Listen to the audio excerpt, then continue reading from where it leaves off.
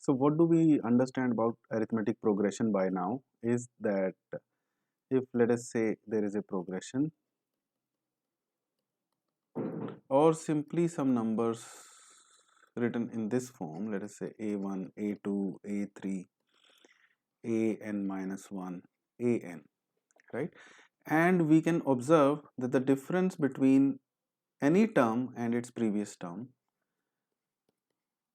is a constant, right? And it will be true for any term and its previous term, right? Then it is an arithmetic progression. Another thing that we observed was that sum of terms of an arithmetic progression from beginning and end is same, right? So if I write the previous term, then the sum of first and last term, sum of second and second last term, sum of third and third last term will be same.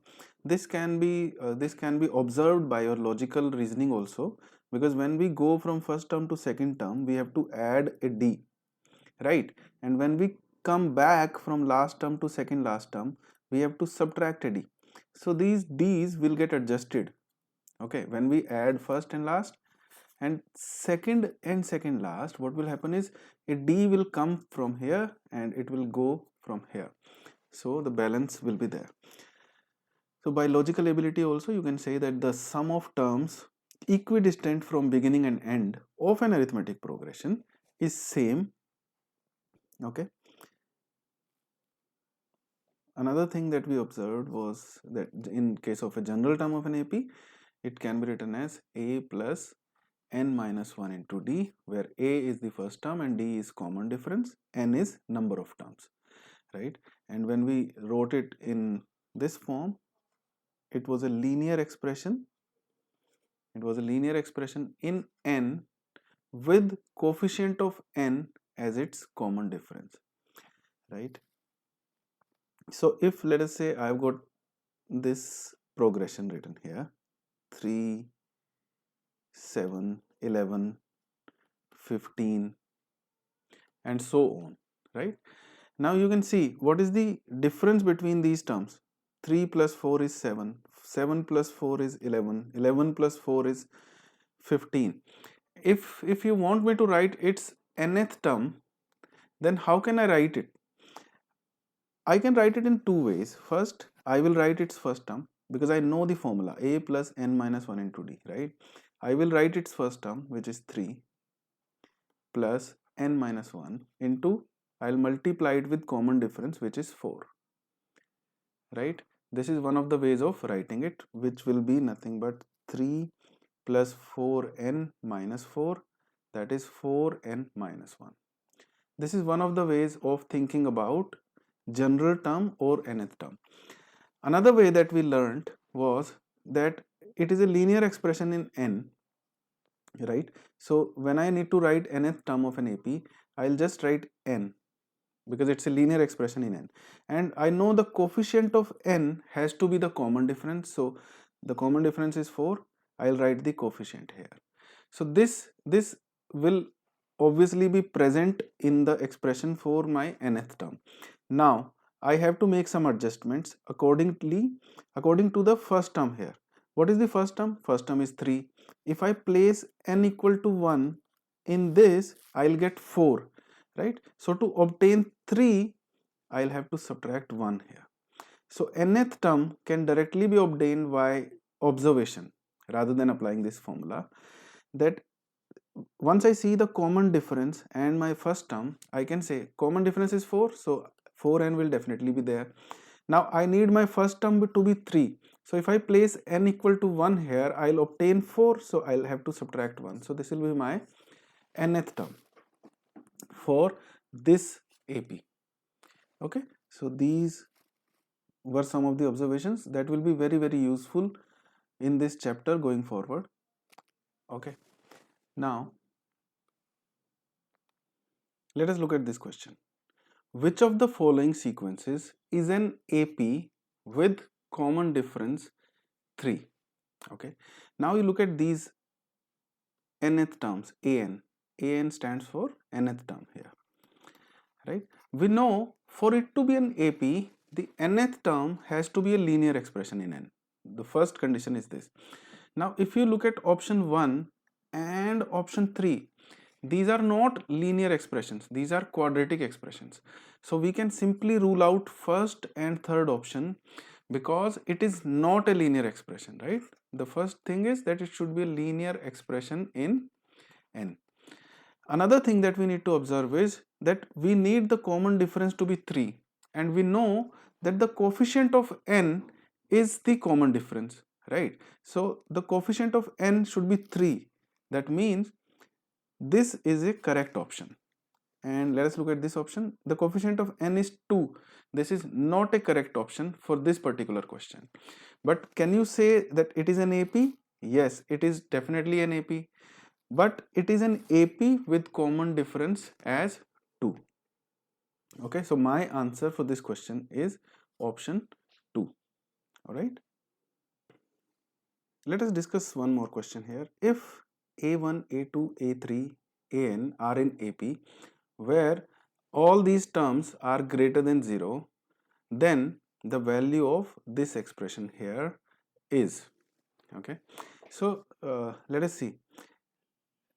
Let us say the common difference is D, which means that A2 minus A1 is D, A3 minus A2 is D. In general, we can say An minus An minus 1 is also D. That is any term and its previous term. Any term minus its previous term is equal to D. So we have taken D as the common difference. Now let us look at this expression and bring it into a comprehensible form or into a desirable form. So you can see that in denominator I've got terms like this, root a1 plus root a2. Okay, now if I rationalize this denominator and multiply and divide it with root a1 minus root a2, okay, then what will happen is the denominator will be of the form a plus b into a minus b. So this expression, this first expression here will become root a1 minus root a2 divided by a1 minus a2, a1 minus a2, right? This first expression will become root a1 minus root a2 divided by a1 minus a2. Now let us look at other expressions. These expressions can also be brought in this form. So let us bring all of these expressions in this form and write it here. So the first expression is root a1 minus root a2 divided by a1 minus a2, plus the second expression will definitely become root a2 minus root a3 divided by a2 minus a3, plus and so on. The last expression here can be written as root an minus 1 minus root an divided by an minus 1 minus an. Right, now you observe these a2 minus a1, a3 minus a2, an minus 1, all these are equal to D, right?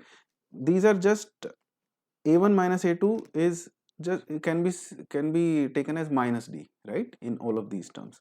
So how can I write these terms? Now I can write every denominator as minus D. Okay, so let me take minus 1 by D outside. So what will remain inside is the sum of these numerators, and you can observe that some of the terms in these numerators will get cancelled, right?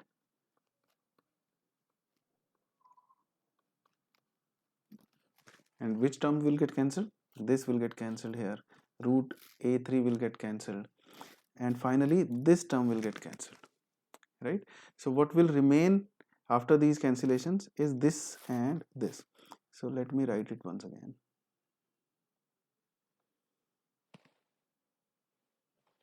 I can write this as minus 1 by D, and this is root a1 minus square root an.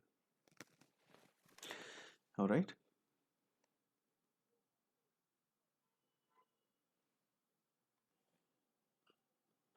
Now see, if I multiply and divide it by root a1 plus root an, root a1 plus root an into this root a1 minus root an. So now you see the numerator, it will be a1 minus an, and what will be the denominator? It will be root a1 plus root an. Let me use the eraser and make some space here.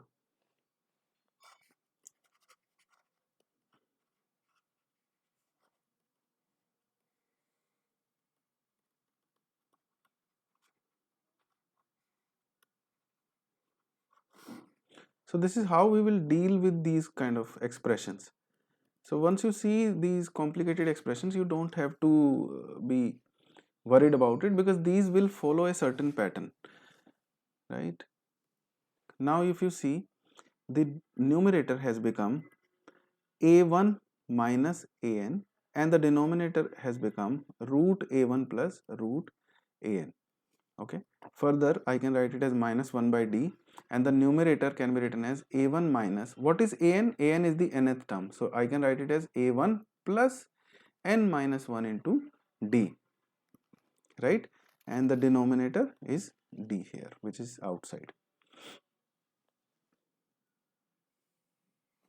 All right, now you see, when I do this subtraction, this a1 will get cancelled, right? Minus 1 by d, and inside I'll get negative of n minus 1 into d, and in the here I'll have root a1 plus root an, root a1 plus root an. Now this d can be cancelled, and this negative sign also will go, and your answer will be n minus 1 divided by root a1 plus root an, right? So this will be the desired sum of this big expression here, right? We could simplify this expression and bring it into this form. This was an actual question where this was one of the options, right? So you need to know how to do these kind of manipulations to arrive at the desired answers.